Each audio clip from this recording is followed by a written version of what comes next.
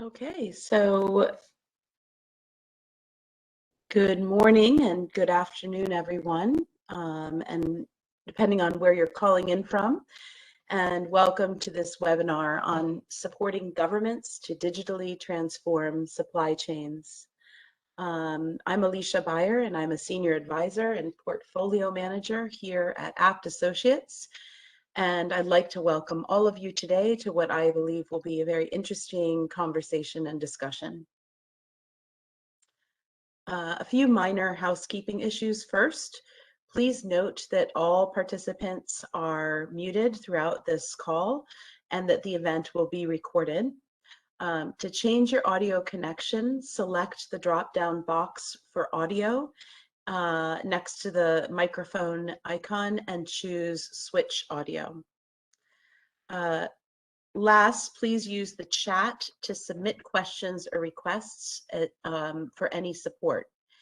When submitting a question, please be sure that your chat is sent to everyone rather than to all attendees. So if you send it to all attendees, the panelists will not see it. So when you're writing a question in our chat box, please make sure it's set to everyone.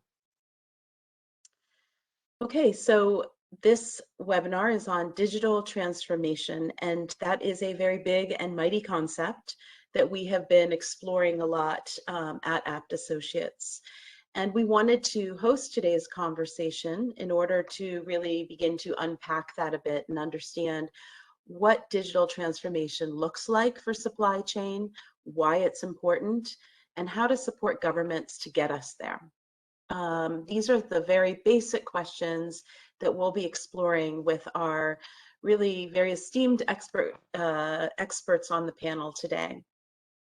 The format of our talk today is going to be somewhat informal. It's a discussion where our moderator will ask the panelists a few questions and we'll see where the conversation will take us.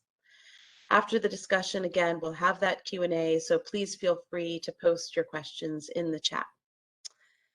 So now it's my pleasure to welcome our moderator, who is Thomas Brown, and to introduce Tom a bit. Tom has over 20 years of experience in global health supply chain management. He is currently a senior expert at the Global Finance Facility. Prior to that, he was with Bill and Melinda Gates Foundation Health Service Delivery Team.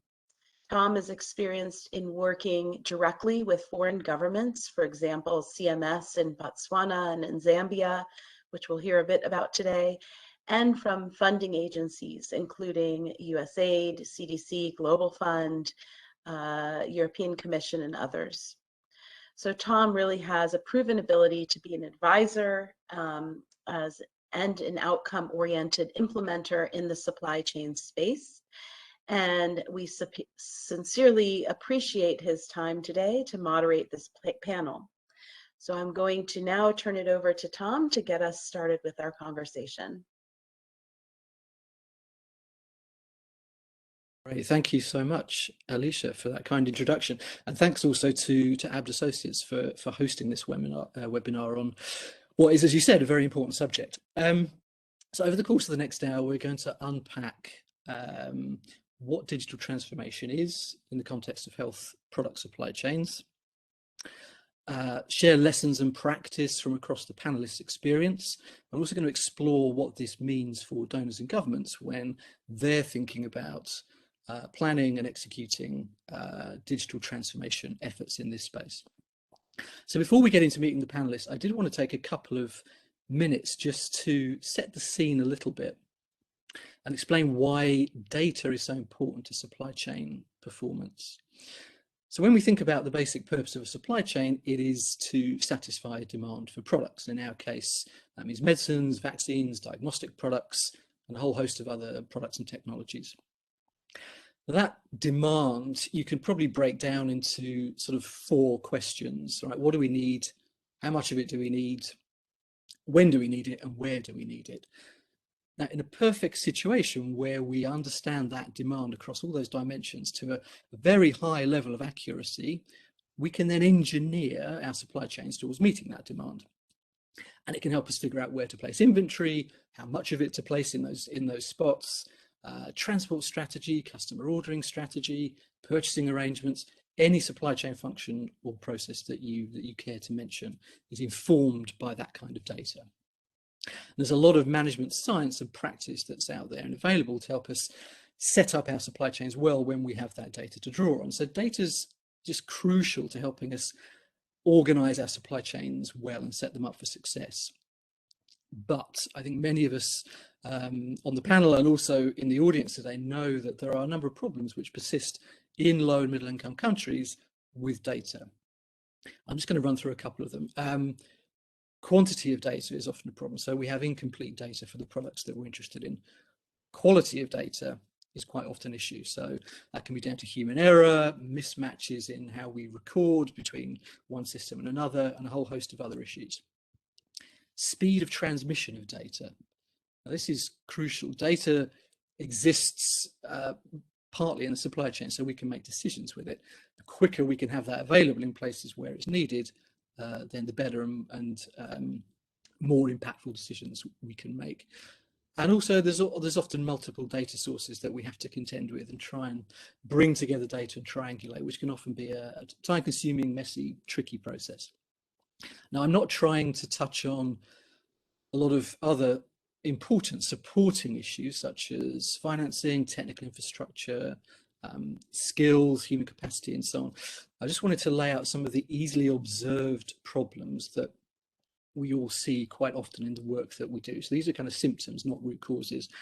And the folks that we've assembled on this excellent panel today are going to help us dig into some of those causes and figure out what that tells us for what we should all be doing to try and advance this agenda a bit better. So hopefully that leads us well into this discussion on digital transformation in health product supply chains.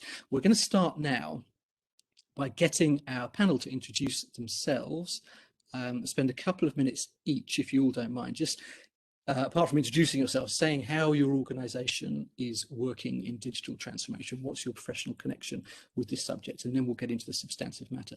So can we start with, where should we start? Stu Stremmel from Lightwell, please. Thanks, Tom. Appreciate the opportunity to speak here and learn and listen with all of our other colleagues on it. I'm with Lightwell LLC, and I'm an enterprise architect by trade and an anthropologist by training. It's an interesting combination. As such, what I'm most interested in looking at is what are the ways in which people make decisions and what role technology plays in this. When I think about digitally transformed supply chains, for me, the key place to start from is that it's actually less about the technology and more about the trust. How is it that people view the systems that they're using and the data they produce, and to what degree they trust them? We see frequently throughout low and middle income countries that there's an informal economy at play. There's a different context that goes on in how they use systems and data. And if we don't address that, we can actually do harm. We can expend a lot of energy and a lot of resources on building out solutions that aren't used for decisions in the countries that they're at. And it becomes a place where data is extractive. So Lightwell LLC, this is our specialty. This is what we're trying to look at and address so that we can find what are the right places to move past digitizing paper and identifying where we can leapfrog, where we can move beyond those elements to actually create sustainable change. So that's EA, that's Lightwell LLC in a nutshell. Thanks, over. Thank you very much, Stu. Pleasure to have you on the panel today. Could we now move to Chipopa Kazuma, please?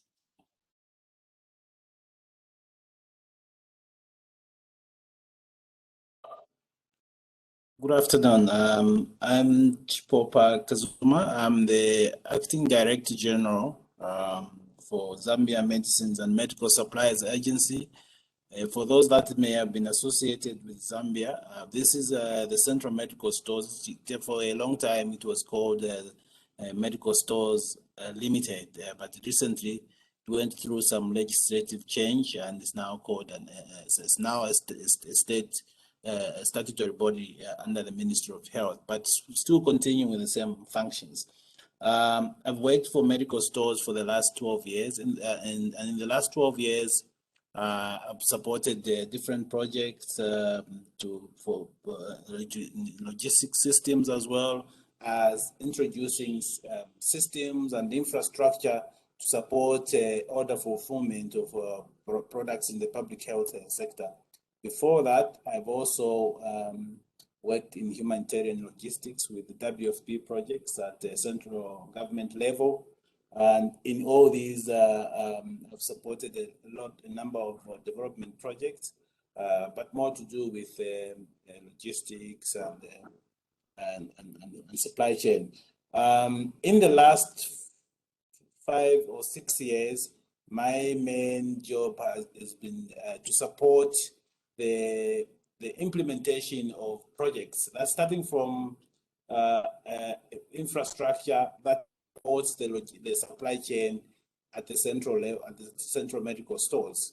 So I was sort of a bridge between the operational team and then looking at solutions, IT solutions that can support the operation team to be able to meet the supply chain or meet the demand for health commodities as well as the supply. So to address some of the practical issues that Tom Brown mentioned earlier, how do you ensure that you have sufficient quantities of supplies, and you also are able to estimate the demand, and ensuring the central level store, the central medical store, is able to fulfill the demands of the facilities using whatever information is available. So in this case, identifying some of the things that can make data available for analysis and to help with the quantification, as well as to help with the supply of commodities on a day-to-day basis to health facilities that are providing the service to the citizens. That's great. Generally, that's what I've been doing. That's super. Thank you so much, Chipopa.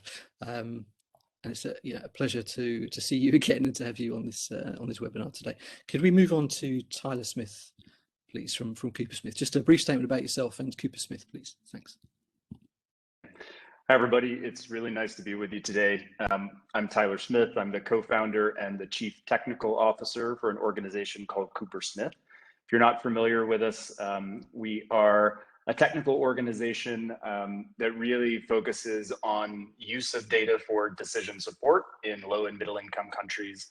We currently support about 5 countries across sub-Saharan Africa, and primarily with building capacity of country governments and local organizations to improve the data that they have within their enterprise architecture and to turn that into insights for decision making.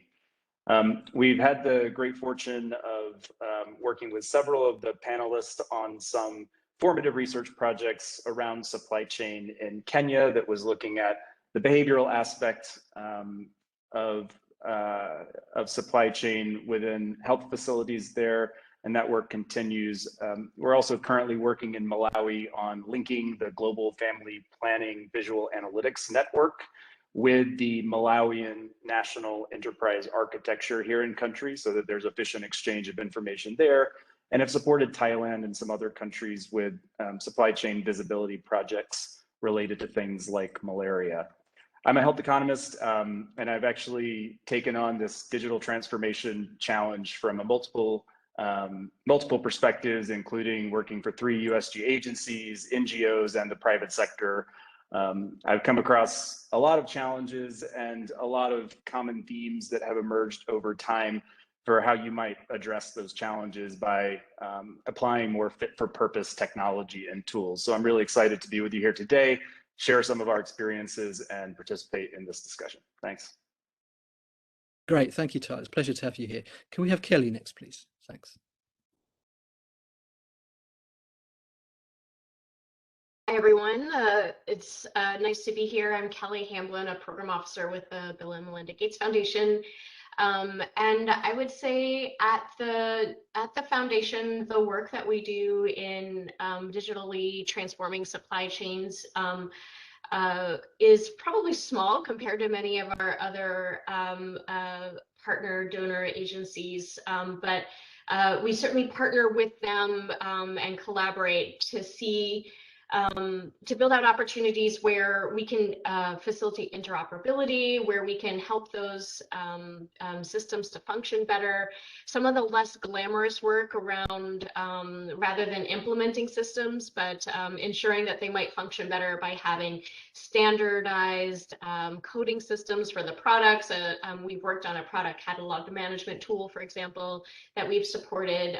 We've also been big advocates for standardization using GS1 standards so that products can be communicated across information systems. I would say that we feel like there's a lot of power around interoperability and linking and triangulating health management information systems, supply chain management information systems, making it easier for clinicians to order product by leveraging the data that's in electronic medical record system if that's there. So we see a lot of power there and are doing what we can to help facilitate that and accelerate that as much as possible. Thanks. Great, thank you, Kelly, and a pleasure to have you with us today. And last but by no means least, could we have Darren Trudeau from Macrowise, please? Hi, everyone. My name is Darren Trudeau. It's very nice to be here today. Thank you for inviting me. So I'm a director of global health for Macrowise, and I've worked in global health for the last 20 years, mostly in health system strengthening, both at the country level, but also at the headquarter level at a number of different organizations. And most recently, I made a jump over the last, it's been about a year and a half now, to Macrowise. And Macrowise is an AI company. And our mandate is to use AI to better understand complex systems. And the technology that we have makes core supply chain systems predictive. So we have deployments in several countries in sub-Saharan Africa. And we're also partners on the Chisu project and the DataFi project. We've recently started a project in Cote d'Ivoire on USAID's Intelligent Forecasting Implementation Grant. So for me, a digitally transformed supply chain really comes down to two things. And it's one of the things is what Stu mentioned about trust. But the first thing for me is the use of existing and imperfect data combined with other non-traditional data to make decisions at all levels of the health system, and then to help the ministries navigate those changes that are always going to be happening. So I'm very happy to have this discussion today. Thank you. Excellent, thank you, Darren. Thank you, everyone, for those introductions. So let's sort of dig in. I mean, you've already raised a lot of good points with some of the themes that we heard coming out there: trust in data, the importance of building capacity, insights for decision making. I think all of you used that phrase in one form or another. The purpose of data is to drive decision making. We heard a lot about interoperability from the work that you're doing. So maybe building on all of that, if we think about the ideal vision of a digitally transformed supply chain, you've covered some aspects of this, but I want to dig a bit deeper. What does that look like for you? What does that look like? Maybe we could start with Tyler this time. Thank you. Thanks, Tom. I mean, thanks for giving me a very complex question right off the bat. I think that when we talk about digital transformation, one thing that I know it isn't is a single system or silver bullet. And I think we've all learned that the hard way over the years in different, very well-intentioned software that's been developed, and fragmentation of different solutions that have cropped up both within countries and at the global level. But we had a big challenge in trying to take a lot of those things to scale, or having those things really serve all the needs of the end user. And I think one thing you've really learned is that you have to understand the context for any sort of digital transformation, and you should really build off the things that are working, and introduce incremental solutions that fill the most important gaps. Otherwise, you're going to maximize disruption in a bad way. And there's a lot of change management that has to come with introducing these types of new systems and appending what already exists. So I think one of the key things that we always do whenever we approach a problem at country level around digitization and streamlining is really to understand the full picture. So it's very rare that you can find in any setting a complete map of the systems, processes, information flow, and decision points. And it's been our experience that when you put all that together in an easily digestible way at country level, the users that you're working with will look at that and say, oh, okay, well, that doesn't need to be there, it's duplicative, or this is a process that we can do away with. Or it just becomes very clear where your natural intervention points will be. I think the other thing, is really about this intense focus on the end user and what their needs are as it relates to decision support, and everything else should flow from that and extend outwards from that. I think we all recognize that systems live and die by the user experience. So you could have a system that has all the functionality in the world that you could need, but if the users don't like it and it doesn't actually make their life easier on a daily basis, they're not going to use it. And so we found that it's really critical to understand what is really going to make someone's life more simple there, and then figure out how you can configure or build around those end user needs at country level. And I think ultimately that will be where real transformation happens, is when the users are demanding features and functionality, and the providers and funders and implementers are responding to those needs in an incremental fashion that is tackling the most pressing challenges one by one. Thank you. No, there's a lot of rich content in what you said there. Can I come to Kelly next to pick up some of what sort of build on some of what Tyler was talking about? He was talking a lot about building off what's working, taking stock of what's already there, and you talked about interoperability in your introductory remarks. Are we just talking within the supply chain or broader? Can you talk a little bit about how that might look within the whole health ecosystem to build a truly digitally transformed supply chain? Yeah, absolutely. I mean, I think with the point that Tyler made at the end about how systems really should be built with the end user in mind, there's a couple of different things that could achieve when, for example, linked to electronic medical record systems that might make the process of ordering products and expressing what new resupply you would need automatic, because you know what products you've dispensed over the last month or quarter. If we're looking at perhaps a district manager, their experience might be that if they are able to triangulate what different health services in their district have been provided through a health management information system with the number of products that they've distributed, they can have a bit more confidence in that data and trust it more, like Stu was saying. I think in the end, the important component, though, is that the information that is being digitized really needs to be operational in order to make it feel useful for, like Tyler was saying, for that end user to find it satisfying. The intention should not be for somebody in the capital city or somewhere else to be able to see what's happening down there, but really be about helping them to order more product, take action if they feel like there is too much or too little around, or if they need to change what's happened. And that needs to be paired with having both the mandate to take that action and the resources to do it, whether it's to buy more or request additional support for other ancillary products, et cetera. I mean, I think that's what would help to allow those different information systems, by talking to each other, you would be able to see that more readily. Thank you. Yes, couldn't agree more. And I wanted to pick up on one of those points that's come up again and again in the last 20 odd minutes, which is trust in data. And I think we all know that's an important feature of what we're aiming for.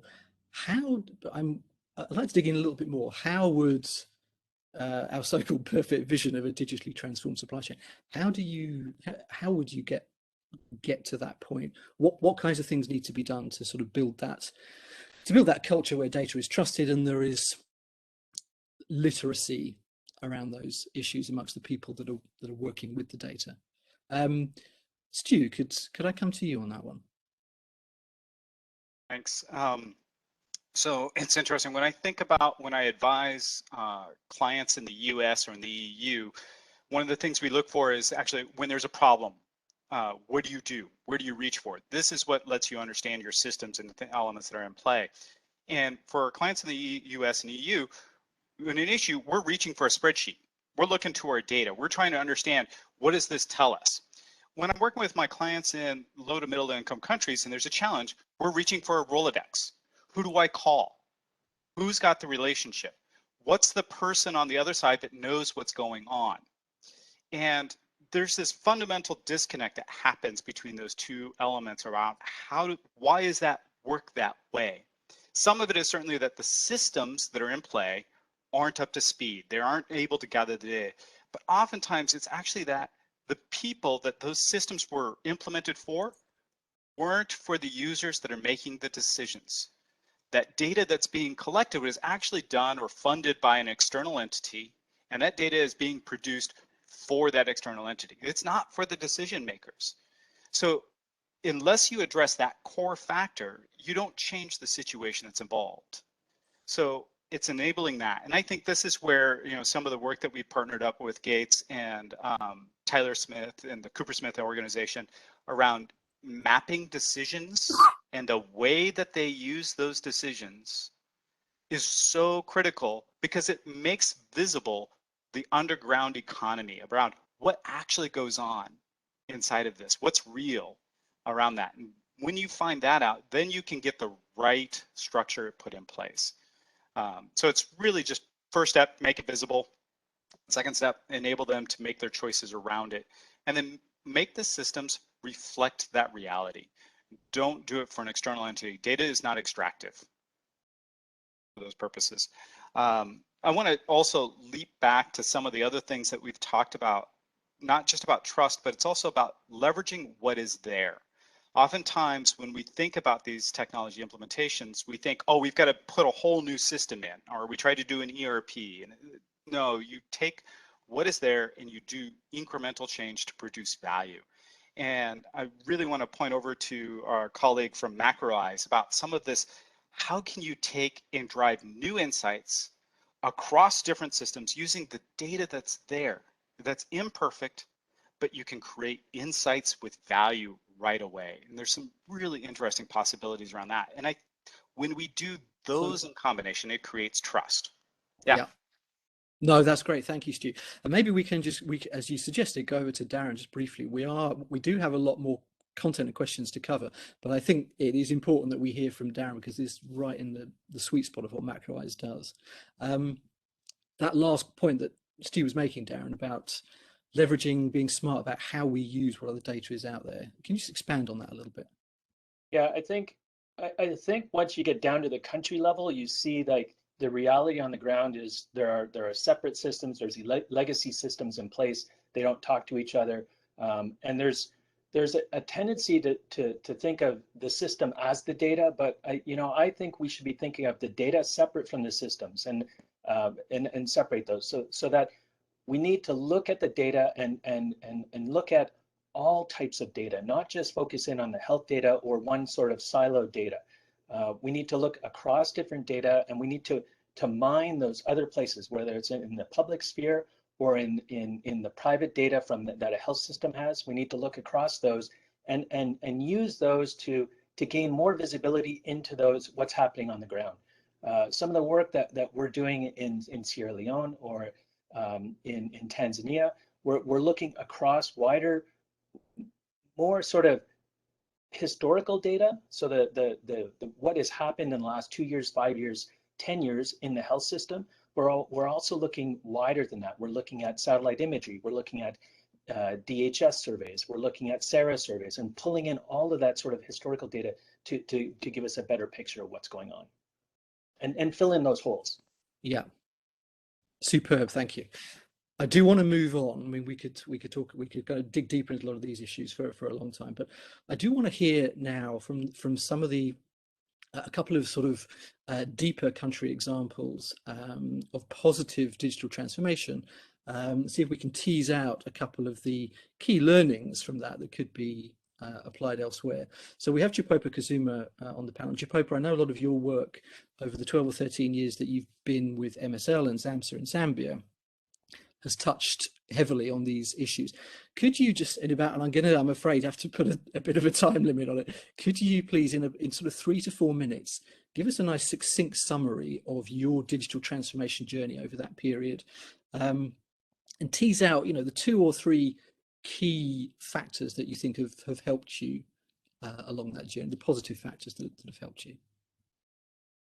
Look, thank you, Tom. I'll try to fit it within the 4 minutes. Okay, so the digital journey for medical stores now ZAMHSA really is not something that started just a couple of months ago. We also started with spreadsheets. We started with some number of legacy systems that were not talking to each other. But we, at some point, all along, all we have tried to do is to listen to some of the, we had a broader view of what you would call a user. In our case, we needed to address some of the operational needs of running in central medical stores, but also in doing that, we also needed to listen to the broader stakeholders, the stakeholders that contribute, invest in the public health, as well as the Ministry of Health. So there were a number of overriding themes around transparency, that we need to, whatever we do, we need to share with all the partners that are investing in the public health sector.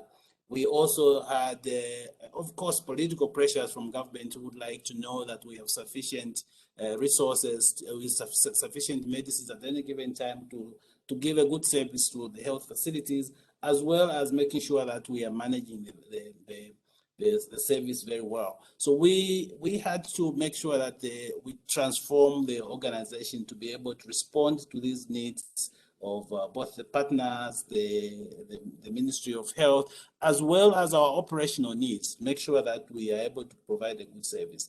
So we started this by looking at much more broadly, other than just the technology. We also looked at first, what's the infrastructure that we need to support the service that we are providing to the broader stakeholders. And so we came up with a master plan, and then for infrastructure, but then we also said to support this, we needed to have the technology that enables efficient operations. So we began to redefine the way we do our operations. So we were not just digitizing manual processes, but we looked at a different way of doing things. So that will create visibility. So for us, visibility means that from the central level to the regional hubs to the health facility at the health service delivery point, we are able to see what stocks of products we have at each of those levels, and we can report back. And if we are asked the question of how we are managing, we should be able to do that.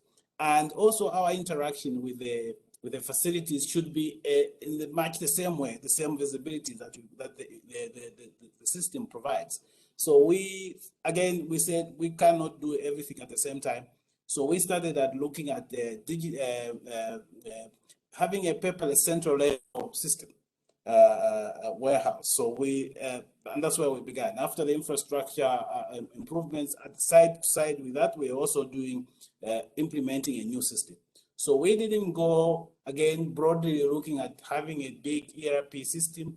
We built from the old system that we had and said, how can we improve this? So we invested in a new warehouse management system, and with which provides us the visibility. So if I may, yes, I'm sorry. Yes. Thank you. You've packed a lot into 4 minutes there. That was fantastic. Could you just tease out, let's say, the top 2 things that you think have helped you be successful on that journey? Just literally 2 statements. I think what we try to do very well is to make sure that you to bridge the gap between the the operations and the technology. So my project team was there to, we had a team of people that understood a bit of the technology and understood also a bit of the operations. So we could talk to both sides and be able to say, okay, we understand your needs and therefore this technology should be able to provide that. So I think that's one of the things that we did, because many times you find you have the pure operational people that may really not understand what the technology will provide. And then sometimes you have also people that are very, very ICT, they don't understand the operations. So sometimes if you can't bridge that gap, you have nice systems that fail to provide the results. And also, I think the other major thing is we looked at a broader view of things and we said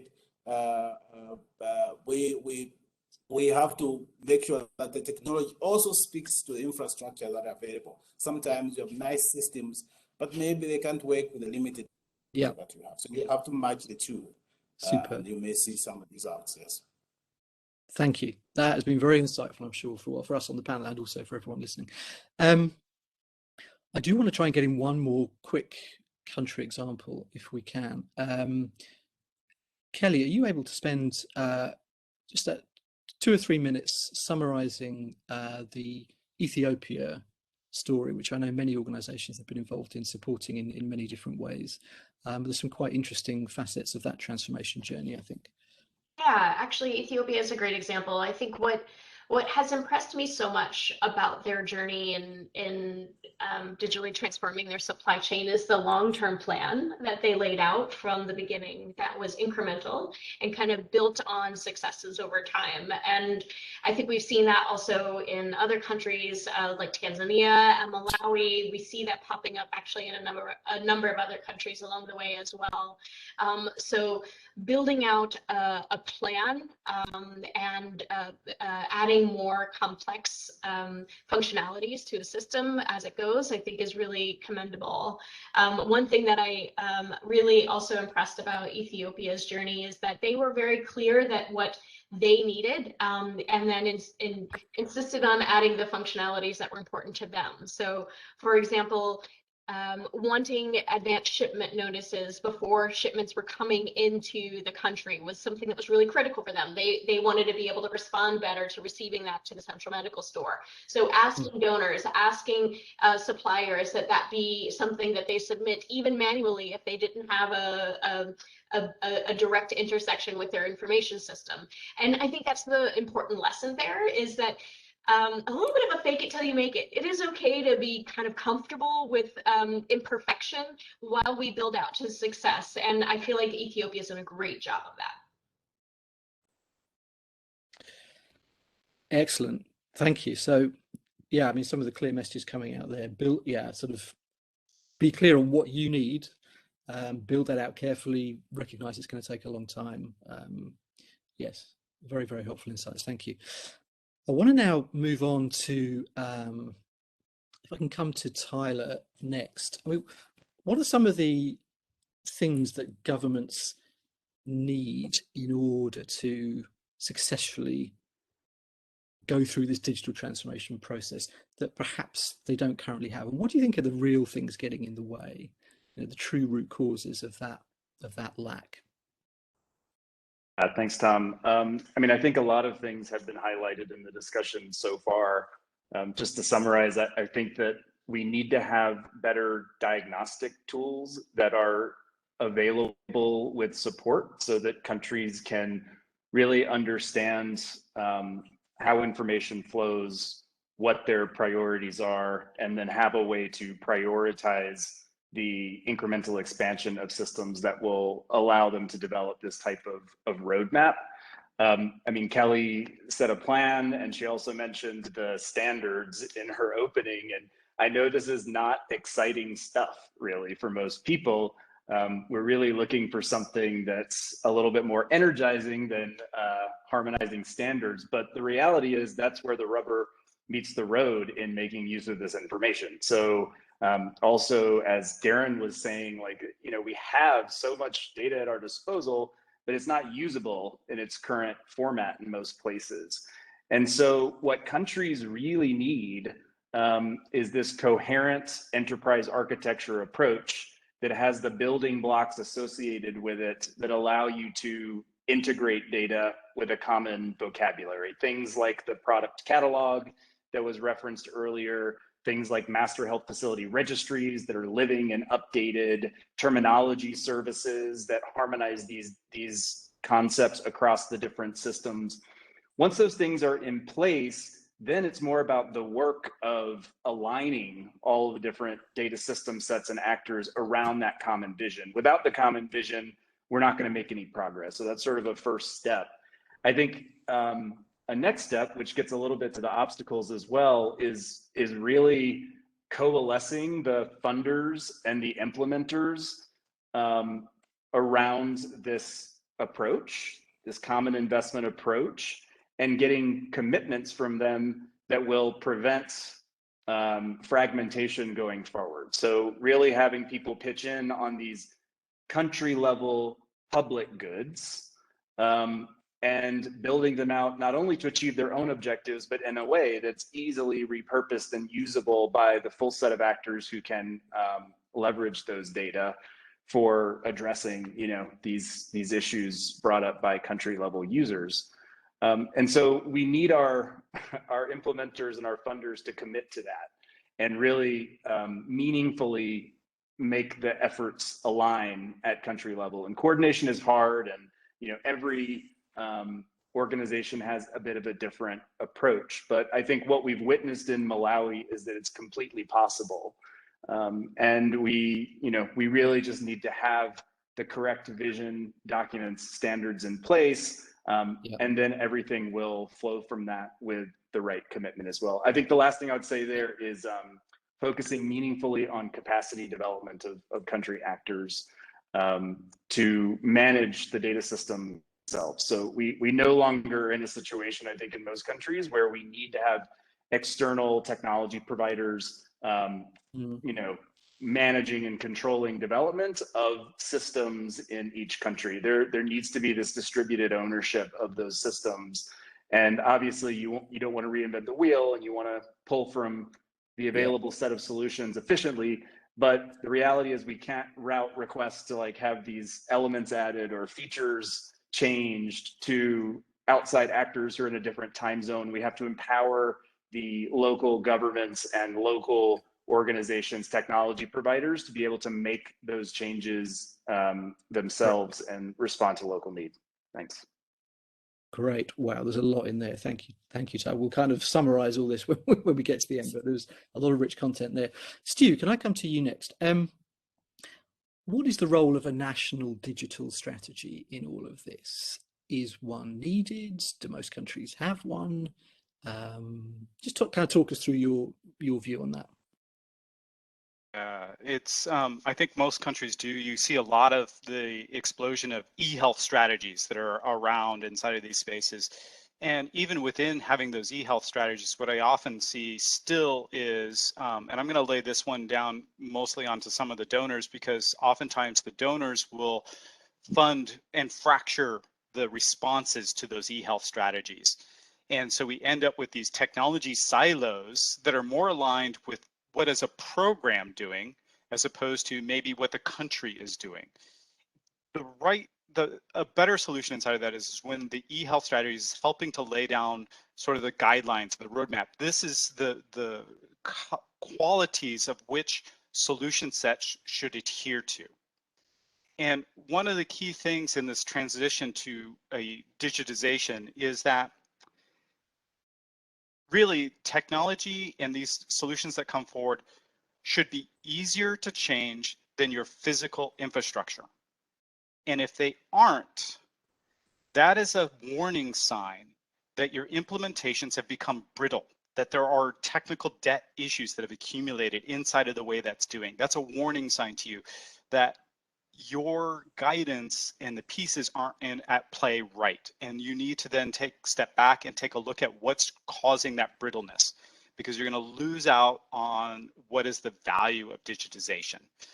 And that e-health strategy, and when I think about, and again, we've been talking about Malawi, Nepal is also a great example of this, Rwanda is a great example of this, where those e-health strategies lay out some excellent guidelines and say, everybody, whoever you are, when you're doing a technology implementation, here are the qualities we want you to be able to implement on. Here are the interoperability standards that we want you to be driving towards. We're not going to specify how you do it, but we are going to say that you need to meet these qualities. That's when that starts to take on the factor. And when we see success happening is when people start leveraging those systems and those data in ways you didn't originally anticipate. That's when you start getting a value add into your value chain. Great, thank you, Stu. Again, kind of picking up on a couple of points that you and Tyler both made. Maybe I can come to Darren with this question.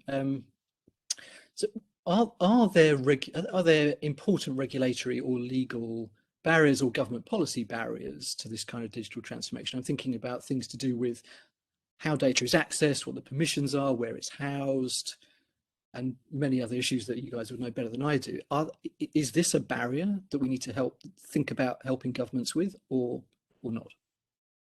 No, I don't know. I don't know if I'd call it a barrier. It's a challenge.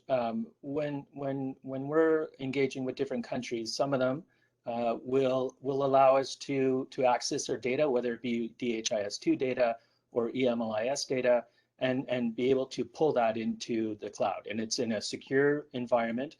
That's one of the priorities that we have, to make sure that any data that we use is in a secure environment and all of the protocols are followed. And then other countries will say, no, we don't want our data to leave the country, and it sits in a server in country. Now that poses challenges to us, because it's difficult. It's always difficult to access that data or to work with the data when it's sitting in a server in country. And then I think one of the barriers is when countries say, okay, we want to work with you, but you can't see the data. So we've had this one situation where we're not actually seeing the data. We're working through partners, building the models, seeing what the error rate is on the models, but we don't actually ever see the outputs of the data. Thank you very much, Darren. Thank you to all of you for your excellent answers in that section. What I want to do now is sort of transition to sort of the last segment of this webinar, which is trying to tease out what can the donor community do to support this vision, maybe in a different way or a better way. There's obviously a lot of donor efforts, a lot of donor financing that's gone in over many years on this subject, some of which has been pretty successful. What would you all like to see? What would you suggest to any donor colleagues that are listening in for what they could do a little bit differently? Maybe I'll start with the donor. If I can ask that to Kelly first, if she doesn't mind. Yeah, that's a good one. I think there's a lot that we could probably think about doing better as what's been said, kind of help countries on the journey that they have, rather than the desires for information that we as donors may have. And I think shifting that dialogue would do a lot for all of us to make those systems better. I think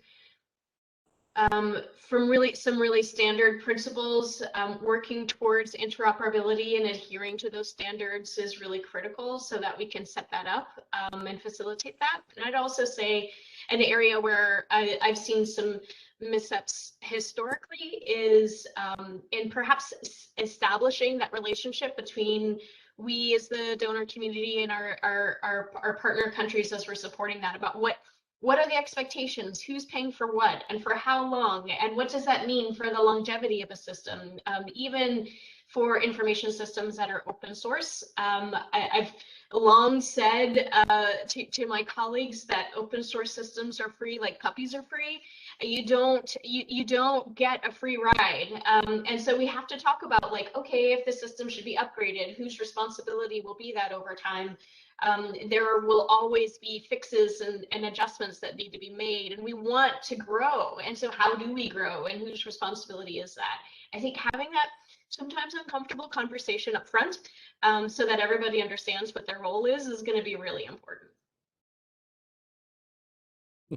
That was a very good quote you threw in there. Thank you. Can I come to Chipopa next? And I am mindful of time. We want to wrap this section up in the next 5 minutes. So if the next speakers could just keep to less than a minute in their answers. So Chipopa, you've obviously had a significant amount of donor support in the digital transformation journey that you've described. What are the opportunities for providing, different types of support that would again help you kick on to the next level? I think what helps also to interact with the donors for them to keep investing in this is you need to provide, like I said earlier, we need to provide some kind of a plan, so a long-term plan, so that you can then harness repeated investments into that plan, because technology changes and every time new versions of systems. So in order for you to continue getting the results, you have to keep investing. So sometimes this is one of the challenges we have with donors. So we've got a new version of the system. Can we get additional funding? So you have to really be convincing that that's worthwhile investment. So donors have to take a longer term view of this sort of investments. Thanks, Chipopa. Can I ask the same question now to Darren, please? And Darren, maybe just one or two items quickly, perhaps things for food for thought for donors as they think about how they're going to program their funding and support for these efforts. I think, well, first of all, the cycle, the donor cycle, sometimes it's very short, and it's hard to get large things done in a very short period of time if you don't have that consistent sort of source of funding. Another area that I think would be useful to see additional funding is in innovation. So there are things that, the gold standard is to have an enterprise system that's well functioning, that's completely connected, but it's going to take us time to get there. So we need short-term solutions to be able to bridge those gaps. Whether it be looking at using computer vision to take a picture of a pharmacy shelf and getting all of that information on a weekly basis, to other things like forecasting, to use machine learning or other newer technologies, innovative technologies. There's risk involved in investing in those, but to use those to get a better visibility into the system, to have an increased view into what's going on in the system while we build out those enterprise systems. Excellent, thank you, Darren. Same question to Tyler, please. The one or two items that you'd like to raise for donors to think about.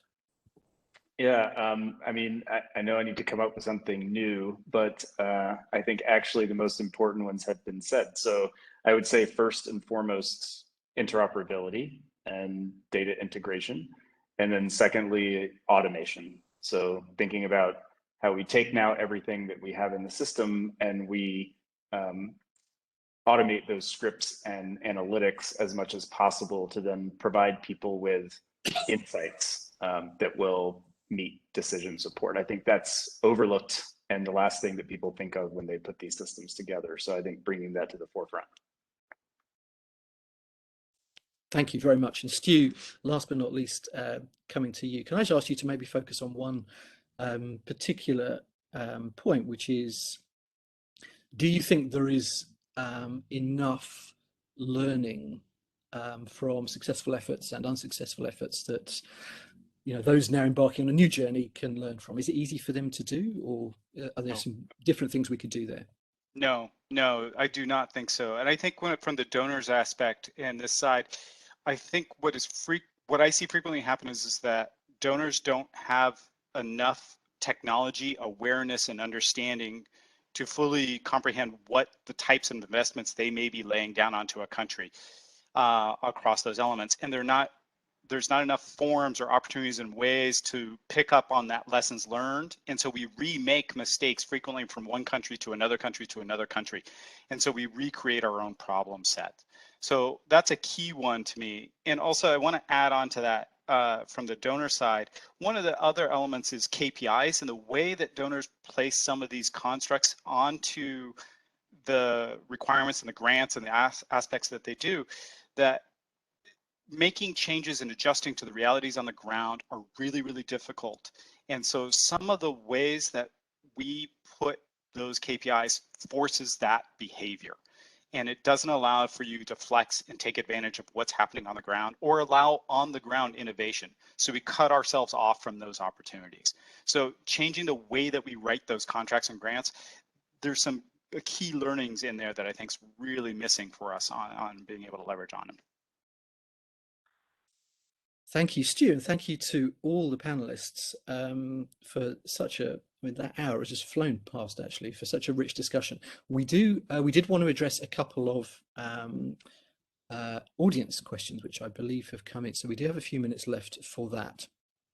So I'll read out the question, and I just come off mute and start talking if you want to have a crack at it. I'm not going to nominate anybody to have a go.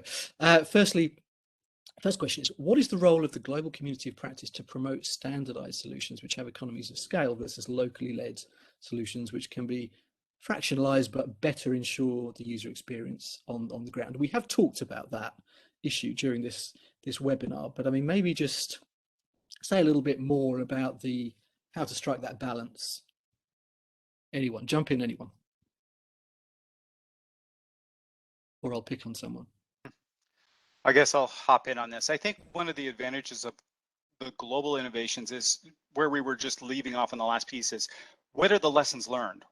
What are the things that we're picking up from so that we don't have to reinvent the wheel? One of the tragedies that we see oftentimes in countries is we see, say, country A and country B and country C reinventing the exact same solution from scratch. And they said, we're going to do a local technology implementation, and they rebuild it from scratch, and you're not getting economies of scale or innovation. And if you take that life cycle approach and think, if somebody brings a product to market and they enhance that product, I don't want to have to redevelop that. So how can I get that for the lowest price possible? That's where I think the global marketplace and the global donors and how they can interact can capitalize and help build across those so you don't reinvent the wheel. But the trick is finding local resources to do the implementations and develop on enhancements and encourage that back into the community. That's the missing link. That's how we drive there. Okay, great. Thank you, Stu. I'm just, I'm going to throw out one more question. I'm just choosing between a couple. Okay, we'll go with this one. Question is, I'd be interested to hear suggestions about information systems that integrate the private sector. In many health systems, a large part of service provision happens in the private sector. And in this case, it's hard to track stocks once they leave the in-country first-line buyers level. Who would like to have a go at that? A question about how to integrate across public and private sectors when we think about digital transformation.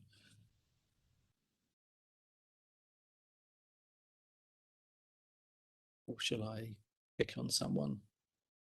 I'm afraid you're right in the middle of my screen, Tyler, so I'm going to pick on you. Oh, sorry, Darren's coming. Oh, well, I was just going to say, I think that there are ways to integrate that information into existing systems. So, for example, in Kenya, I know that there's an effort to not only look at human resources within the public sector, but also the private sector, and what are those resources that that are functioning in the system, but that the government can actually see what's going on. So there's definitely efforts, to bring in that information, and you can get a lot of it off of, if you we're scraping the web with machine learning to get a base of information and then build off of that base. So that's just one sort of suggestion.